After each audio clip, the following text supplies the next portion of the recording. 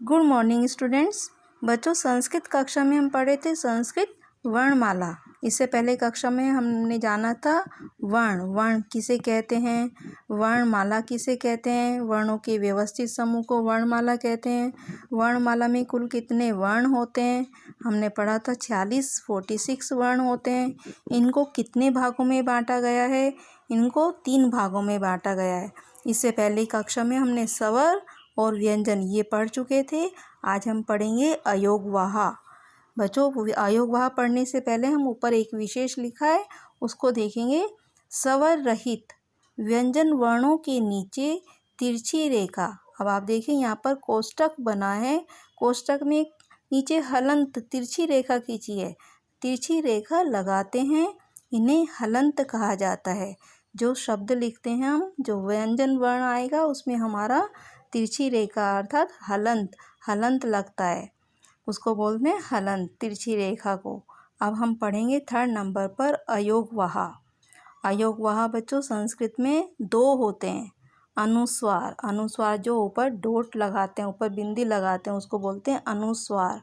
एक होता है संस्कृत में सेकंड विसर्ग में साइड में 2 बिंदियाँ लगती हैं। जब हम पूरा शब्द लिख लेते हैं, जैसे हमने लिखा राम लिखकर हमने विसर्ग लगा दी तो हम उसका उच्चारण करेंगे रामः। बालक लिखा हमने, बालक लिखकर हमने विसर्ग लगाया, 2 डॉट लगाए, 2 डॉट को जो लगाते हैं उसको बोलते हैं विसर्ग, तब हम उसका उच्चारण करते हैं बच्चों बालकः। तो जो विसर्ग लगाते हैं हम उसका उच्चारण करते समय हमारे मुंह से आवाज़ ह की निकलती है, लेकिन हम वहाँ पर ह नहीं लिखते हैं, वहाँ पर हमारा संस्कृत में विसर्ग लिखा होता है। अब हम पढ़ेंगे संयुक्त व्यंजन। संयुक्त व्यंजन किसे कहते हैं? जो वर्ण 2 व्यंजनों को जोड़कर बनते हैं उन्हें संयुक्त व्यंजन कहते हैं। संयुक्त व्यंजन किसे कहते हैं? जो 2 वर्णों को मिलकर, 2 वर्ण कौन से? दोनों व्यंजन हैं, दोनों व्यंजन वर्णों को जोड़कर जो तीसरा वर्ण बनता है उसे संयुक्त व्यंजन कहते हैं। अब हम इसको देखेंगे। क प्लस श। अब देखिए आप, क में भी हलंत लगा है, श में भी हलंत लगा है। क भी व्यंजन है और श भी व्यंजन है। इन दोनों वर्णों को मिलाकर जो तीसरा वर्ण बनता है उसको बोलते हैं संयुक्त व्यंजन। क प्लस श मिलकर क्या बना? अक्ष। श क्षत्रिय का श। त प्लस र, त और र मिलकर बनेगा त्र। ज प्लस य मिलकर बना ज्ञ, ज्ञ से ज्ञानी। इसके बाद हम देखेंगे सेकंड रो, श प्लस र। श में भी देखिए हलंत लगा, र में भी हलंत लगा, क्योंकि दोनों ही वर्ण व्यंजन हैं। अब इन दोनों वर्णों के संयोग से तीसरा वर्ण क्या बनेगा? श्र। श प्लस र श्र। अब देखिए द प्लस य, द और य मिलकर बना ध्य। इसके बाद द प्लस व मिलकर बनेगा द्व। द के नीचे व की मात्रा आएगी। अब हम पढ़ेंगे व्यंजनों में स्वर जोड़ना। व्यंजन को बोलने के लिए बच्चों हमको स्वर की सहायता लेना पड़ती है, और जब हम स्वर पढ़ते हैं अ इनको बोलने के लिए हमको किसी दूसरे वर्ण की सहायता नहीं लेना पड़ती है। अब हम देखेंगे यहाँ पर क प्लस अ, तो क में हलंत लगा, अस्वर है वहाँ पर हलंत नहीं आएगा। क प्लस अ मिलकर बना क। जब हम क बोलते हैं तो वहाँ पर हमको अ दिखाई नहीं दे रहा है, अ साइलेंट है, लेकिन वहाँ पर अ का उच्चारण हो रहा है। ठीक है, क प्लस अ मिलकर बनेगा क। इसके बाद हम सेकंड रो में देखेंगे क प्लस आ, क में आ की मात्रा लगेगी का। इसके बाद क प्लस ई।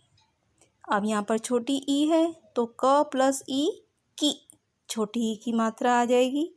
इसके बाद क प्लस ई, बड़ी ई, तो की, बड़ी ई की मात्रा लगेगी। इसके बाद क प्लस उ। अब यहाँ पर उ कौन सा है हमारा? छोटा उ, तो कु, छोटे ऊ की मात्रा लगेगी। क प्लस उ बड़ा ऊ, तो क प्लस ऊ मिलकर बनेगा कु।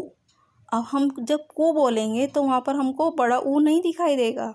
वहाँ पर हम देखिए व्यंजन मिलकर जो बना है, स्वर के और व्यंजन मिलकर बनेगा कु। क प्लस रिरी, तो यहाँ पर सिंपल रिरी है। एक संस्कृत में एक छोटा रिरी होता है और एक बड़ा रिरी, उसमें डबल रिरी की मात्रा लगती है। क प्लस रिरी क्री। क प्लस रिरी, तो यहाँ पर क्री, डबल रिरी की मात्रा लगेगी क में। क के नीचे 2 र की मात्रा आएगी। क प्लस ए, तो के। ए लिखा है तो ए की मात्रा लगेगी। क प्लस आई, अब आई तो क्या हो जाएगा कई। वहाँ पर 2 मात्रा आएंगी कई। क प्लस ओ, क प्लस ओ मिलकर क्या बनेगा को। अब को का उच्चारण करें तो हमको ओ अलग से नहीं दिखाई देता है। को का उच्चारण करेंगे व्यंजन को बोलने के लिए हमको स्वर की सहायता लेना होती है। क प्लस ओ को। क प्लस औ, अब यहाँ पर औ की मात्रा है तो क्या बनेगा कौ। बच्चों इनको आप ध्यान से पढ़ेंगे। इसके नीचे विशेष भी लिखा है, उसको भी हम देखेंगे।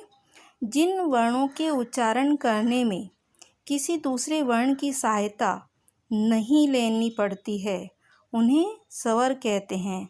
जैसे अ, आ, ई। ये कितने हैं हमारे स्वर 13। इसके बाद सेकंड पॉइंट लिखा है, सभी व्यंजन वर्णों के उच्चारण में किसी न किसी स्वर की सहायता लेनी होती है। जैसे हमने अभी ऊपर देखा, जो हम व्यंजन पढ़ेंगे उसमें हमको स्वर की सहायता लेना पड़ती है। बिना स्वर की सहायता के व्यंजन वर्ण का उच्चारण नहीं किया जा सकता। इसको बच्चों आप अच्छी तरीके से पढ़ेंगे। यहाँ पर संयुक्त व्यंजन कैसे बना, अनुस्वार किसको बोलते हैं, विसर्ग किसको बोलते हैं, और व्यंजनों में स्वर जोड़कर कैसे हमारा व्यंजन बना, इसको भी आप ध्यानपूर्वक पढ़ेंगे। Thank you.